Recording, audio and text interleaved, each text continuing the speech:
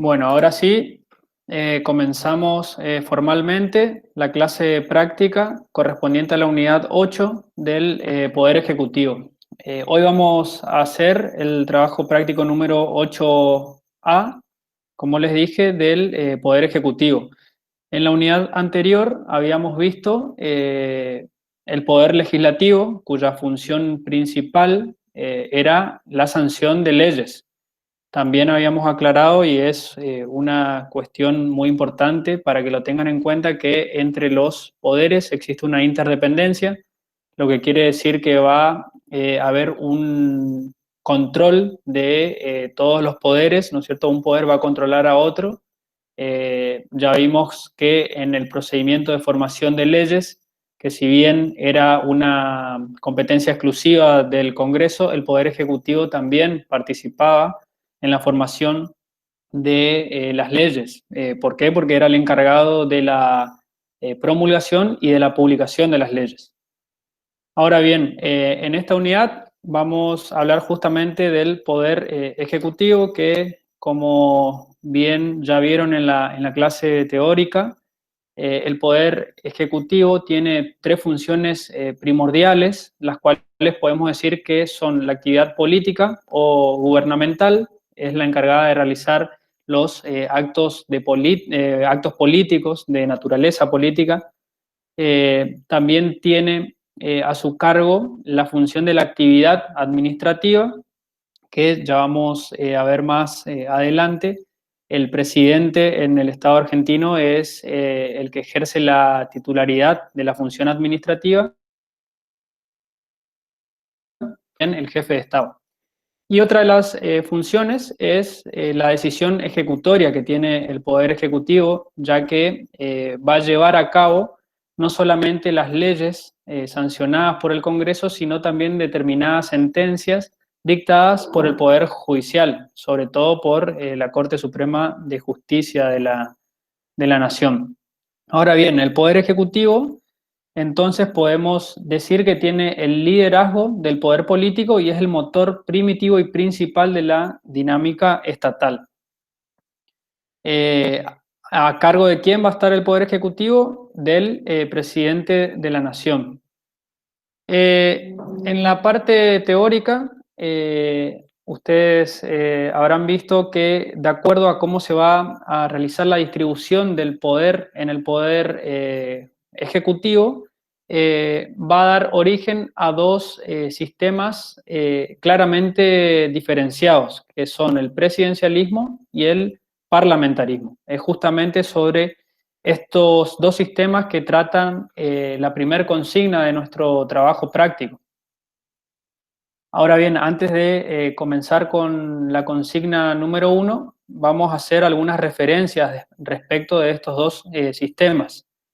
Tenemos entonces el presidencialismo, en donde en el presidencialismo el poder ejecutivo es unipersonal, es decir, es ejercido por una sola persona.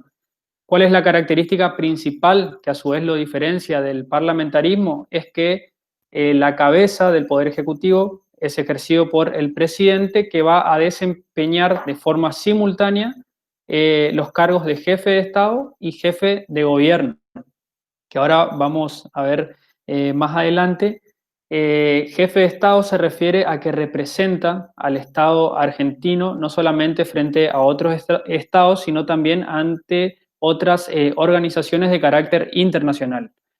Y jefe de gobierno significa que, como recién les dije, tiene la titularidad de la administración del Estado argentino. Y es justamente en base a esta facultad que el presidente va a elegir su jefe de gabinete, como así también los ministros, que esto ya lo vamos a ver más adelante.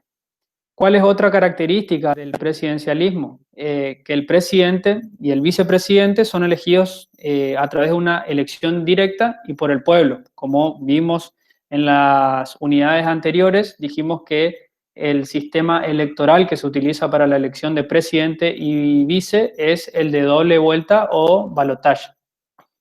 Y por último, podemos mencionar como última característica del presidencialismo es que el presidente, el vice y los ministros no pueden ser removidos de sus mandatos, salvo que sean sometidos a juicio político, que es una institución que también la vimos justamente en la clase pasada, que era el mecanismo y el procedimiento en donde vimos que participaban las dos cámaras, la Cámara de Diputados, que actuaba como fiscal, era la encargada de aportar las pruebas, y la Cámara de Senadores era la que dictaba una sentencia. El efecto inmediato que tenía el juicio político era la destitución del funcionario que fue sometido a dicho juicio. Y el otro sistema es el sistema parlamentario. Es un sistema que utilizan la mayor parte de los países europeos, como ser el Reino Unido, España, Italia, entre otros. En este caso, y a diferencia del presidencialismo, el poder ejecutivo es colegiado, es decir, que está a cargo de más de una persona. Entonces, en este caso, en el parlamentarismo, el ejecutivo va a estar conformado por, en primer lugar, el presidente o el rey, que es el que actúa como jefe de Estado y es el representante del Estado en el extranjero. También suele realizar otras, o suele tener, mejor dicho, otras atribuciones como ser árbitro en determinadas cuestiones, también va a aconsejar al primer ministro en su gestión, ¿no es cierto? Lo cierto es que no se lo puede responsabilizar políticamente, sino que el rey es solamente jefe de Estado. Y el otro órgano que va a formar el Poder Ejecutivo en el sistema parlamentario es el Consejo de Ministros, que tiene a su cargo la función política del Estado. Y dentro de este grupo de ministros, la figura más importante es el primer ministro o jefe de gabinete. Es el primer ministro que actúa como jefe de gobierno. Es decir, que entonces el rey, tenemos el rey que actúa como jefe de Estado y el primer ministro que va a actuar como jefe de gobierno. Ahora bien, el primer ministro es nombrado formalmente por el jefe de Estado, es decir, por el rey, quien lo va a proclamar, pero no a cualquier persona, sino a aquel que sea el líder del partido político que mayor número de miembros tenga en el Parlamento, es decir, en el poder legislativo. Y el resto de los ministros son elegidos por el primer ministro. En el caso del Consejo de Ministros, como así también el primer ministro, pueden ser removidos por el Parlamento a través de la moción de censura. Se llama el procedimiento por el cual puede ser removido el primer ministro. Bueno, con estas características muy generalizadas de los dos sistemas, vamos a pasar al primer punto o a la consigna número 1 del trabajo práctico. ¿Alguien que lea, por favor, la consigna número 1?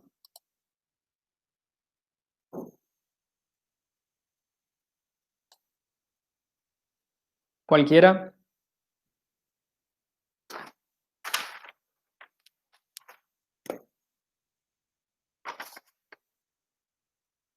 Y antes de leer me dice su nombre.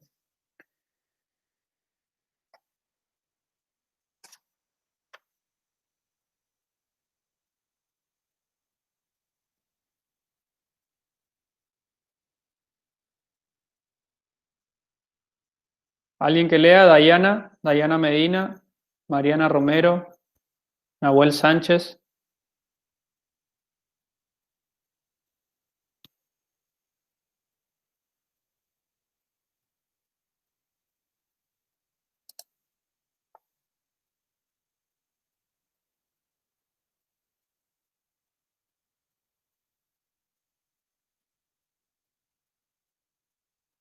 Nahuel Sánchez, no tengo micrófono, dice. Bueno.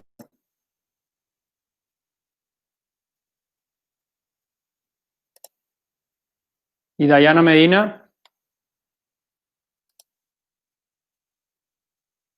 ¿O Mariana Romero?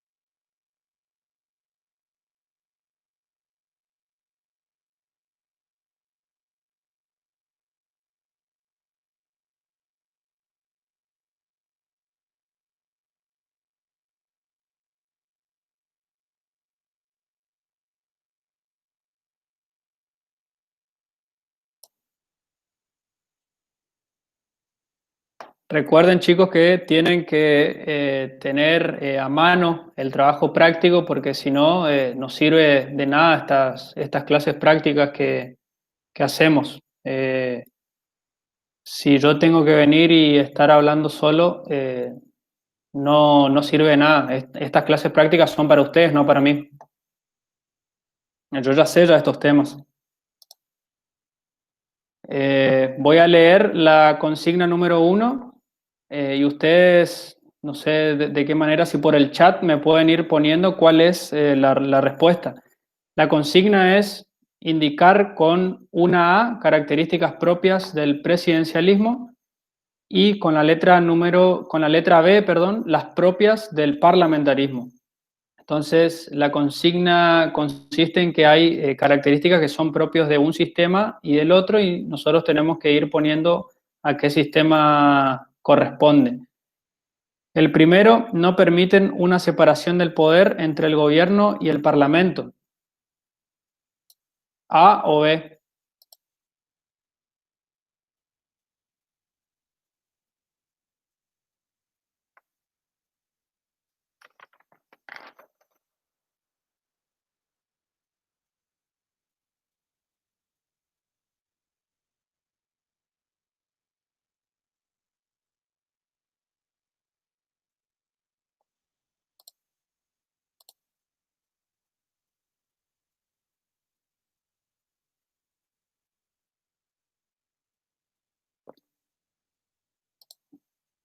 Me dicen la A, no, la respuesta es B, es el parlamentarismo. Recuerden que el parlamentarismo, la consigna dice no permiten una separación del poder entre el gobierno y el parlamento. Recuerden que en el parlamentarismo existe una división entre el jefe de gobierno y el jefe de Estado. El jefe de Estado es el rey y el jefe de gobierno va a estar a cargo del Consejo de Ministros, que a su vez el primer ministro es el líder del partido político que mayor número de miembros tiene en el Parlamento. Y el resto de los ministros es elegido justamente por el primer ministro. Entonces la respuesta primera es B, parlamentarismo. El punto número 2, elección directa popular del jefe de Estado por un tiempo determinado. ¿Presidencialismo o parlamentarismo?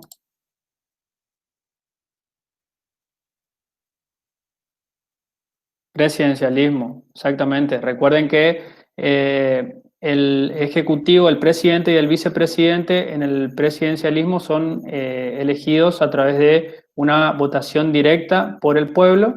En el caso de nuestro país es el sistema de segunda vuelta o balotaje.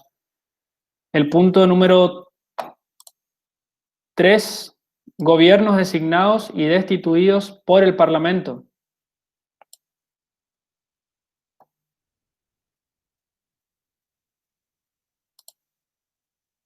B, perfecto, parlamentarismo, correcto.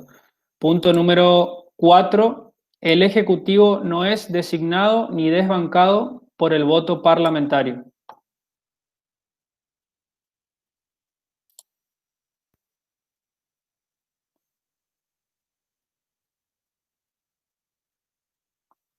¿Qué creen ustedes? El punto número 4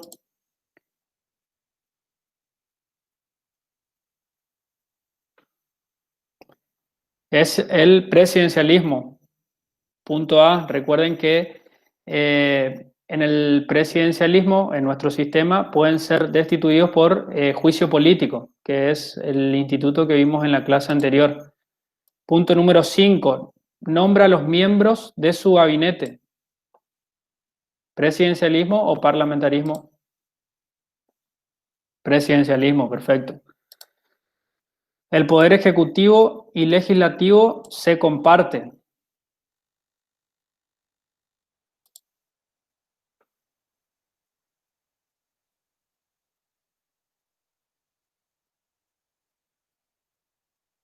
No, es el B, parlamentarismo.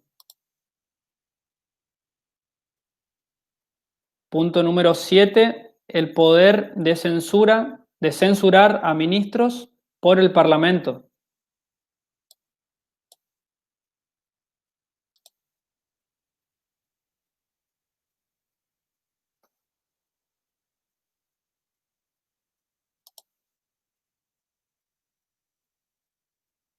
La respuesta es B, parlamentarismo. La 8, ejecutivo de una sola persona, es unipersonal. ¿En qué sistema sucede eso?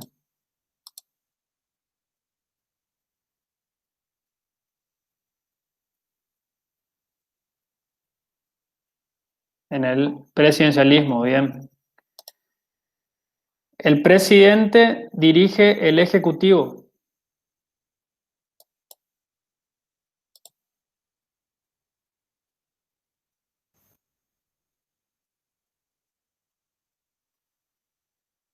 Presidencialismo, perfecto. A siguiente, separa el ejecutivo del apoyo parlamentario.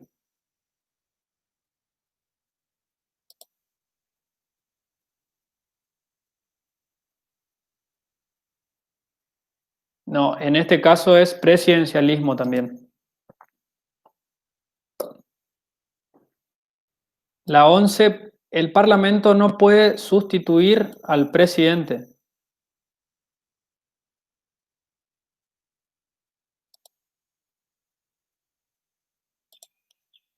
La 11 es presidencialismo. A. El punto número 12, presidente no puede disolver al Parlamento.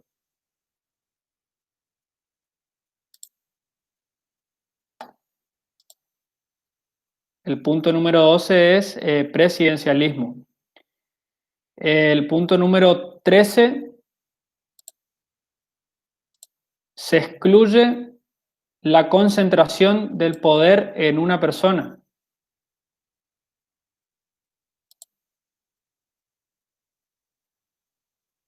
El 13 es B, parlamentarismo. Recuerden que no hay una concentración en una sola persona, sino que el rey es jefe de Estado y el Consejo de Ministros es el primer ministro en realidad, que es la autoridad máxima dentro del Consejo de Ministros, es el que ejerce la jefatura de gobierno.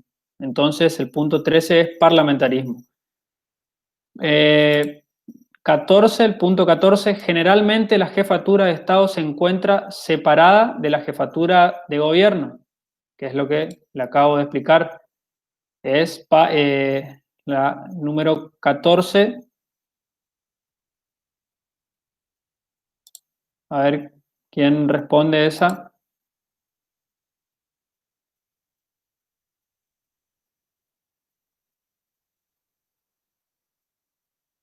Está separada la jefatura de Estado por un lado y la jefatura de gobierno. B, perfecto. Punto 15. El gobierno está fusionado con el Parlamento.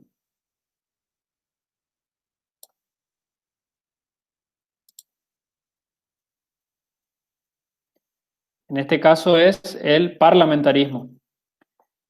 Respuesta B. Y el último, el voto confianza o de censura del Parlamento es un mecanismo de control, que es lo que vimos a lo último, cómo son removidos el primer ministro y los demás ministros. Esto sucede en el parlamentarismo. La respuesta es B. La consigna número 2 son dos supuestos respecto ya al Poder Ejecutivo, pero, ¿no es cierto?, con relación a nuestro sistema. Como ustedes vieron en la clase teórica, nuestro sistema es un sistema presidencialista,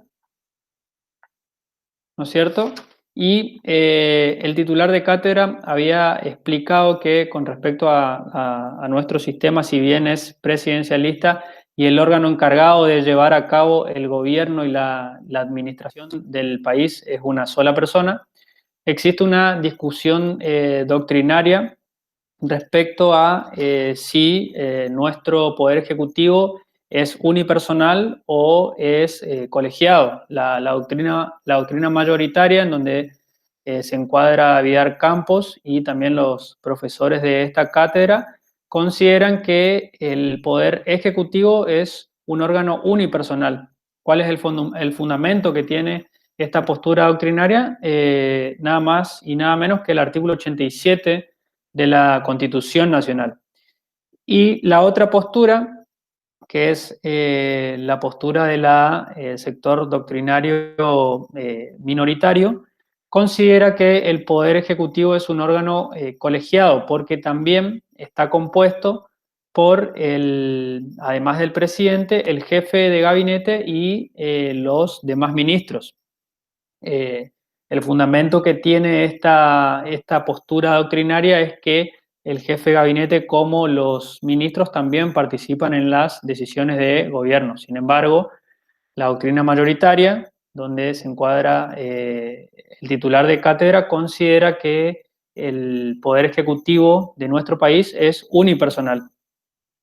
Ahora bien, el artículo 87, que es el fundamento de esta postura de este sector mayoritario de la doctrina, establece que el poder ejecutivo de la nación será desempeñado por un ciudadano con el título de presidente de la nación. Entonces, el artículo 87 establece que el poder ejecutivo es presidencialista y es unipersonal. En este sentido, nuestra Constitución sigue el modelo de la Constitución de Estados Unidos de 1787. Luego de la reforma de 1994 se crea la figura del jefe de gabinete, de manera tal que parte de la doctrina considera que se pasó de un presidencialismo atenuado o semiparlamentarismo, ya que antes existía un presidencialismo concentrado. Sin embargo, en la práctica, como les explicó el titular de cátedra, esto en la práctica no se logró, ya que el Ejecutivo Nacional es el que él mismo designa, ¿no es cierto?, y remueve tanto al jefe de gabinete como a los ministros. Ahora bien, esta atenuación mínima que buscó el constituyente de 1994 queda expresada en tres aspectos. Un aspecto era la prohibición de que el presidente ejerza las facultades delegadas por el Congreso, con las excepciones establecidas en el artículo 76, que en determinadas circunstancias y por cuestiones de urgencia se permite la delegación por el Congreso al Ejecutivo. Otro aspecto era la competencia del Congreso para remover al jefe de gabinete a través de la moción de censura, que ahora lo vamos a ver más adelante.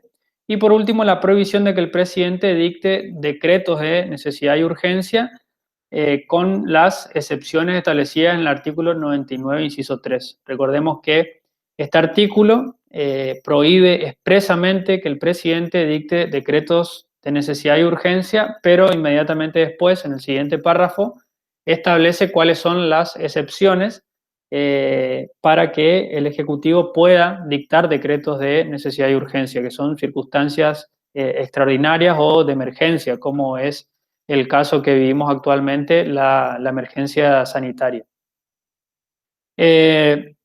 ¿Cuáles son los requisitos para ser electo presidente y vicepresidente? Con relación a este tema, se debe hacer una diferencia con los requisitos que se exigían para los legisladores, es decir, para ser diputado y para ser senador. En el caso de los diputados y senadores, debían cumplir con los requisitos al momento de prestar juramento. En cambio, en el caso del presidente y vicepresidente de nuestro país, deben reunir con los requisitos exigidos por la Constitución Nacional al momento de presentar y oficializar sus candidaturas, es decir, en un momento anterior al que se les exige a los diputados y senadores.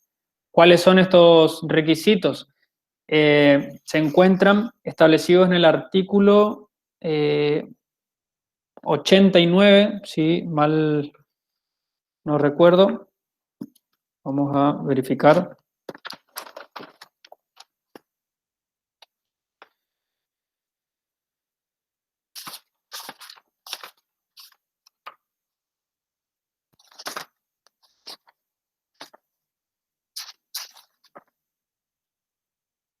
Exactamente, en el artículo 89 se establece cuáles son los requisitos para ser presidente y vicepresidente. La primera parte, en realidad, este artículo dice expresamente un requisito que es haber nacido en el territorio argentino o ser hijo de ciudadano nativo en el caso de que haya nacido en otro país. Y inmediatamente después remite a los requisitos exigidos para ser senador. ¿Cuáles eran esos requisitos? Tener 30 años de edad, tener 6 años de ciudadanía en ejercicio y también exige una renta de entrada de dinero anual de 2.000 pesos fuertes. Sin embargo, como explicó el titular de cátedra, es una norma antigua y que en la práctica obviamente ha quedado en desuso. Antes de la reforma del 94, se exigía también que el presidente sea católico, que pertenezca a la religión católica. Sin embargo, luego de la reforma de 1994, este requisito se eliminó luego del tratado con la Santa Sede, ya que antes del tratado de la Santa Sede, el Ejecutivo también ejercía lo que se conoce como el patronato. Luego del tratado con la Santa Sede, se eliminó, se suprimió, mejor dicho, ese ejercicio, por lo tanto, el requisito de la religión católica ya no era necesario. Bueno, en cuanto a la elección, dijimos que en nuestro país existieron dos sistemas. Antes de la reforma del 94 se utilizaba una elección indirecta, en donde cada uno de los distritos electorales, que son las provincias y la Ciudad Autónoma de Buenos Aires, elegían miembros que iban a formar parte de los colegios electorales. Y estos colegios electorales eran lo que a su vez iban a elegir al presidente y al vicepresidente. Este sistema es el que utiliza actualmente Estados Unidos. Luego de la reforma del 94 en nuestro país, y es el que se utiliza en la actualidad, la elección del presidente y vicepresidente es directa y con el sistema de doble vuelta o balotaje que habíamos dado en la clase anterior, que en el caso de que la fórmula, o sea, la votación es directa, el votante va a ir a votar por un presidente y un vicepresidente por una fórmula determinada. En el caso de que esta fórmula logre más del 45% de los votos afirmativos válidamente emitidos, se lo declara como una fórmula ganadora, es decir, son declarados presidente y vicepresidente. Ahora bien, si no llegan a ese porcentaje, pero llegan a un porcentaje mayor al 40% de los votos positivos válidamente emitidos y con una diferencia del más de 10% de los votos con relación a la fórmula que le sigue en cantidad de votos, también es proclamado como presidente y vicepresidente esta fórmula vencedora. En el caso de que no se den ninguno de estos dos requisitos, ahí recién se realiza lo que se denomina la doble vuelta o balotaje, pero en ese caso solamente entre las dos fórmulas más votadas. Las elecciones presidenciales se van a realizar 2 meses antes que termine el mandato del presidente que se encuentra en ejercicio. Esto está establecido expresamente en la Constitución Nacional en el artículo 95. Es por eso que generalmente las elecciones presidenciales en nuestro país son en el mes de octubre, porque en el mes de diciembre finalizan los mandatos el presidente que se encuentra en ejercicio. En cuanto a la duración, como vieron en la clase teórica. Tanto el presidente como el vice son de 4 años, pueden ser reelectos.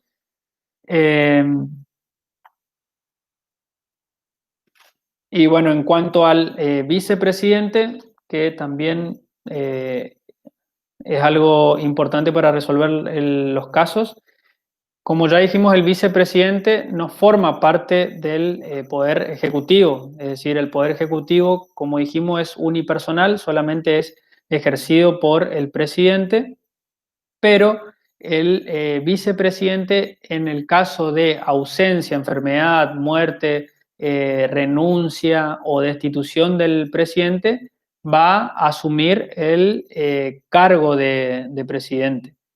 Y otra función que tiene el vicepresidente es que se encuentra dentro del poder legislativo, ya que va a ejercer la presidencia de la Cámara de Senadores. Un tema muy importante, sobre todo para resolver los casos que ahora vamos a ver, es la acefalía. ¿Qué se entiende por acefalía? Acefalía deriva del latín, que significa falta de cabeza, y se encuentra establecido en el artículo 88 de nuestra Constitución Nacional. ¿Qué establece este artículo? Que si el presidente no puede ejercer el cargo, ya sea por enfermedad, ausencia, muerte, renuncia o destitución, va a ser ejercido por el vicepresidente. Entonces, existen diversas causales de acefalía y diversas clases de acefalía que ustedes tienen que saber. ¿Cuáles son esas causales? Pueden ser transitorias o definitivas. En el caso de que sean transitorias, puede ser ausencia por viaje, que es la que comúnmente sucede cuando el presidente, ya sea que tiene que viajar a una provincia en el interior del país o bien tiene que viajar al exterior. En ese caso, queda a cargo de la función el vicepresidente. ¿Por qué solamente queda a cargo de la función? Porque es de forma provisoria hasta que termine esa causal y el presidente vuelva a su cargo. La otra causa de acefalía es definitiva o permanente, que puede ser por muerte, destitución, renuncia o inhabilidad permanente. En este caso, el vice asume también el cargo de presidente.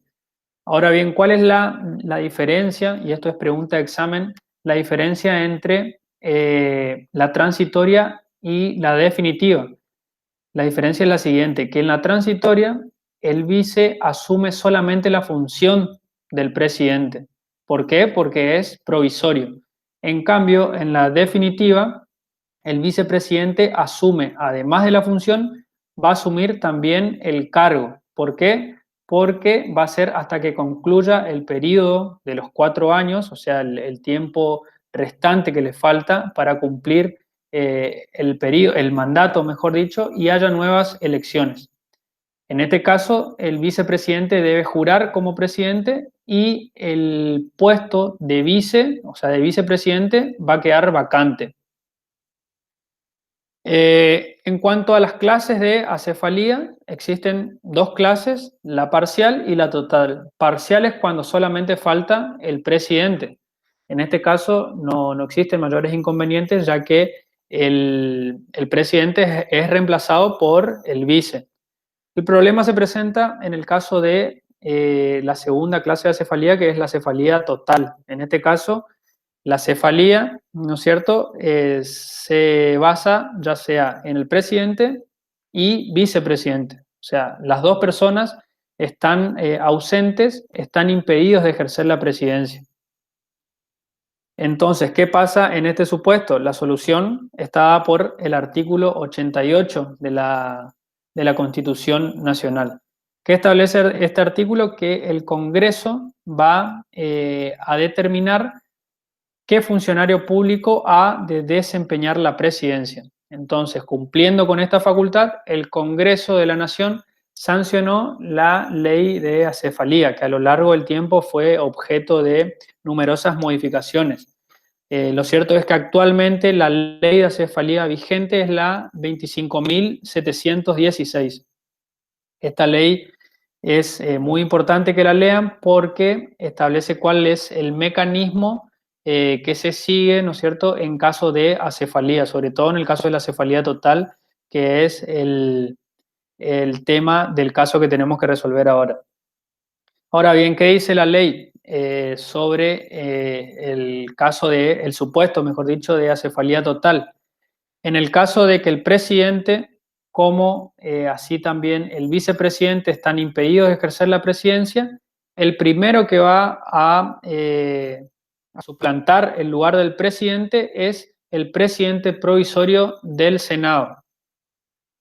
Ustedes como, volviendo a la unidad anterior, cuando vimos las sesiones, las diferentes sesiones que tiene el Congreso, vimos que existían dentro de las clases de sesiones las sesiones preparatorias, que eran las sesiones en donde se controlaba la validez de los títulos y de los requisitos exigidos por la Constitución para los miembros de cada Cámara. Bueno, justamente en estas sesiones preparatorias del Senado es donde se va a elegir al presidente provisorio que va a ocupar el cargo de presidente en el caso de que no haya tampoco vicepresidente, ¿no es cierto? ¿Cuál es la segunda persona que le sigue en orden en el caso de que no haya un presidente provisorio del Senado? Va a asumir la presidencia el presidente de la Cámara de Diputados. Y el que le sigue en orden, o sea, si no hay presidente provisorio del Senado, no hay presidente de la Cámara de Diputados, va a ser el presidente de la Corte Suprema de Justicia. En cualquiera de estos tres casos, es decir, ya sea que asuma la presidencia el presidente provisorio del Senado o asuma la presidencia el presidente de la Cámara de Diputados o el presidente de la Corte Suprema de Justicia, tiene que llamar dentro de los 3 días a asamblea legislativa. Recordemos que la asamblea legislativa se denominaba a la reunión entre las dos cámaras, diputado y la de senadores. ¿Y para qué va a llamar a la asamblea? Para que esta asamblea legislativa, dentro del plazo de 48 horas, designe quién va a ser el nuevo presidente. ¿Qué debe ser? O un diputado, o un senador, o un gobernador de provincia. En realidad lo que exige la ley es que sea un funcionario que haya sido elegido por el voto del pueblo. Ahora bien, si la ausencia del presidente y del vice es transitoria, quien haya ocupado el cargo lo va a ejercer hasta que el presidente o vice reasuma su función. Bueno, ahora sí podemos, explicado este procedimiento que se sigue en el caso de acefalía, podemos resolver los casos que siguen en el trabajo práctico. Entonces tenemos el caso A y el caso B. El caso A dice lo siguiente: en el año 2001, el sistema político atravesó por su peor crisis desde el retorno democrático. La dimisión, el 20 de diciembre, del presidente Fernando de la Rúa abrió un periodo inédito en el que el país vio pasar 5 presidentes en apenas 2 semanas. Así, Ramón Puerta, senador por Misiones, había ocupado el primer lugar en la línea de sucesión, puesto vacante por la renuncia de Carlos Chacho Álvarez a la vicepresidencia. El misionero fue presidente por 3 días. Después llegó el turno de Adolfo Rodríguez Sá, quien renunció al cargo. Llegó entonces Eduardo Camaño, quedó como presidente de la Nación el 31 de diciembre hasta la mañana siguiente, hasta que finalmente la Asamblea Legislativa eligió presidente a Eduardo Duhalde, quien gobernó hasta mayo de 2003, año en que asumiera el presidente Néstor Kirchner, quien al asumir la presidencia nombra jefe de gabinete a Alberto Fernández. Teniendo en cuenta estos datos, responda. Con respecto a la acefalía, ¿qué clase de acefalía pueden identificar? ¿Qué piensan ustedes? Sí, total es una. ¿Por qué es total?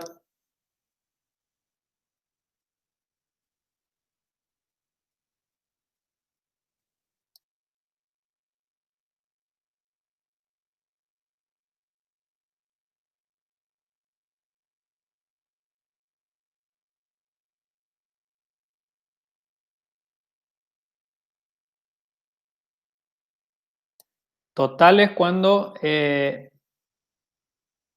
exactamente, cuando no está ni el presidente ni el vicepresidente. Eh, en este caso, no solamente renunció el presidente, que en ese momento era Fernando de la Rúa, renunció en el 2001.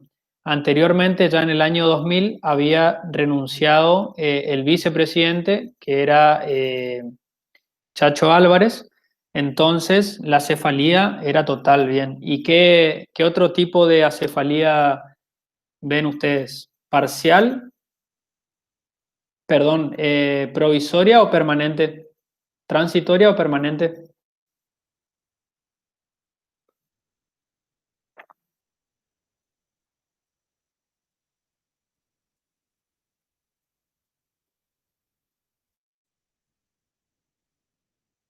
Es permanente la cefalía, porque renunció.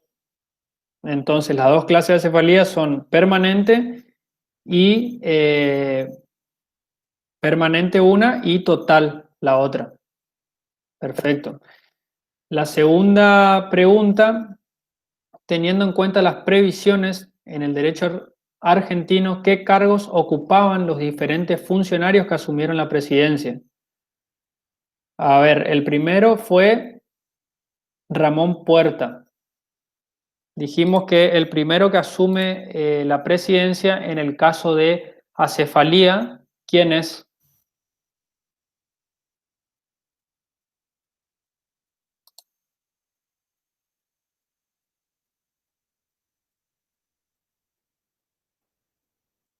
En caso de acefalía,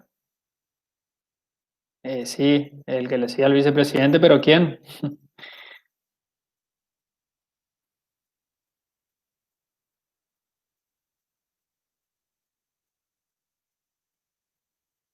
El vicepresidente del Senado, exactamente. En ese entonces el presidente,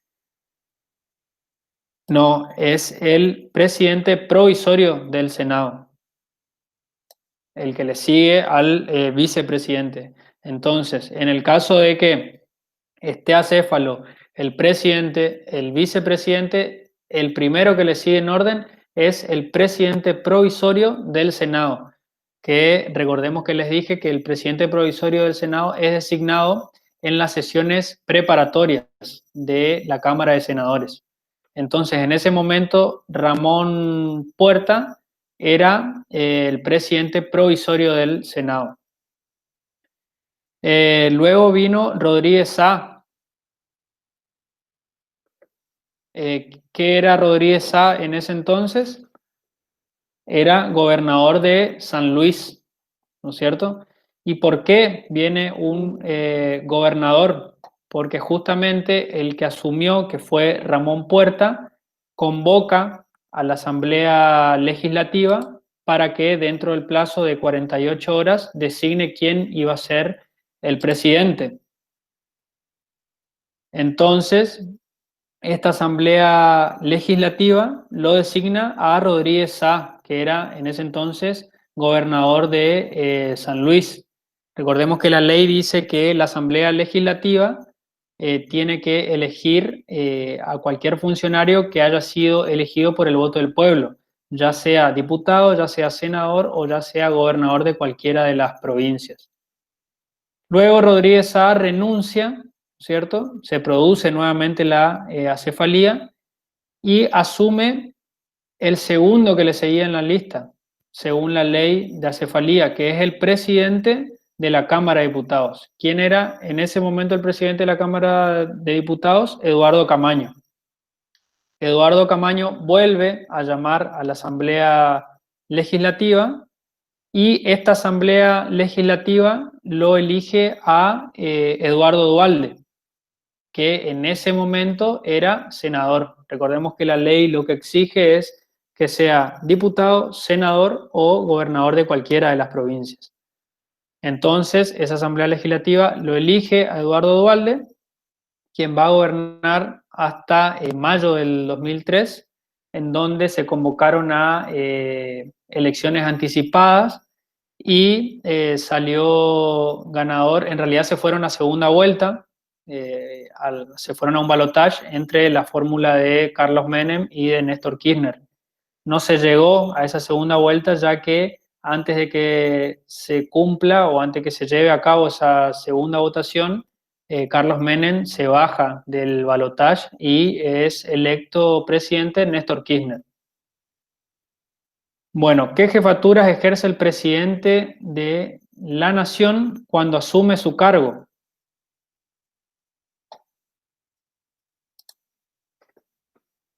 ¿Quién me dice? A ver, expliqué, es una característica principal del presidencialismo. Tiene a cargo dos jefaturas.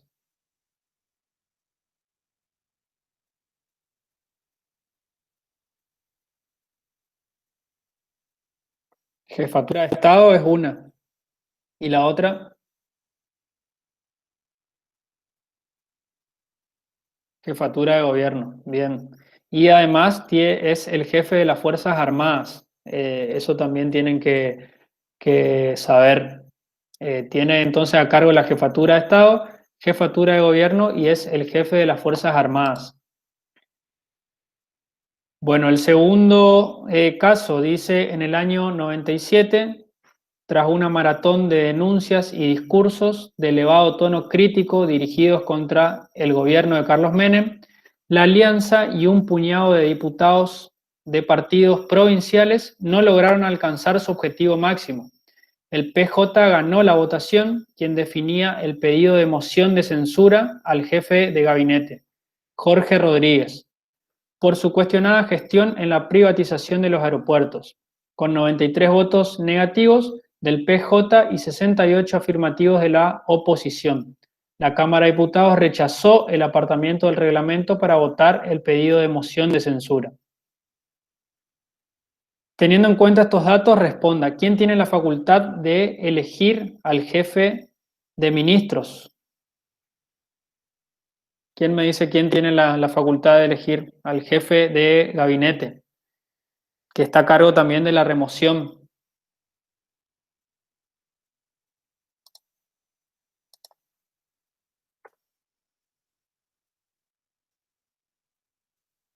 El presidente, bien. Perfecto. El presidente tiene la facultad no solamente de elegir al jefe de gabinete, como así también a los ministros, sino también tiene la facultad de removerlos.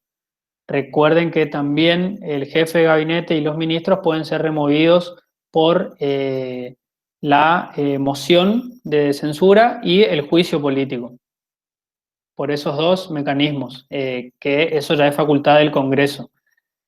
¿Quién tiene la facultad de remover al jefe de gabinete de ministros? Bueno, recién les dije, por un lado el presidente y el Congreso también a través de dos procedimientos: la moción de censura y el juicio político. ¿Qué es la moción de censura? Que es la pregunta número 3, es la facultad que tiene el Congreso de remover con el voto de la mayoría absoluta de ambas cámaras al jefe de gabinete de ministros, como así también a los ministros. ¿Y cuál? El punto 4 dice obligaciones del jefe de gabinete ante el Congreso de la Nación. Esto explicó el titular de cátedra.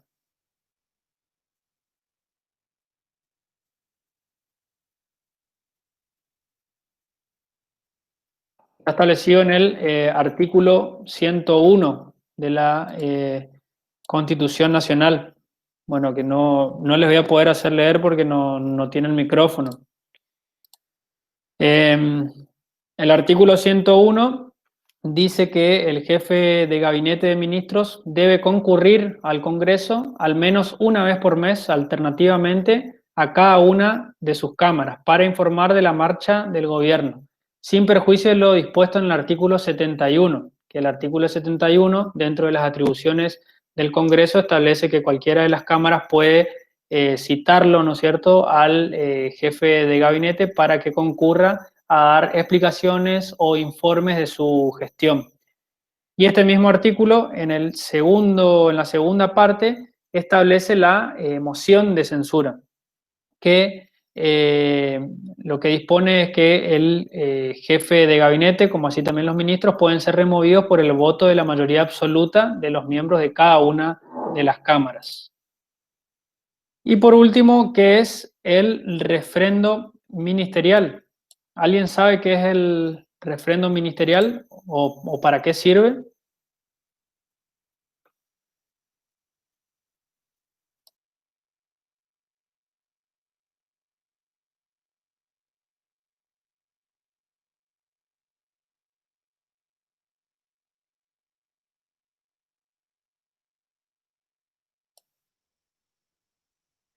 Bueno, el refrendo ministerial sirve para dar validez a los decretos del presidente y consiste en la firma al pie o al lado de la firma del presidente por parte de los ministros.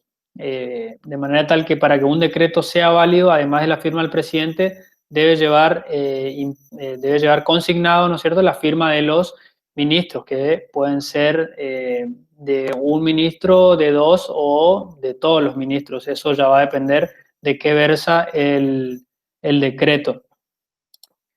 Bueno, ¿alguna duda que tengan con respecto a esta unidad?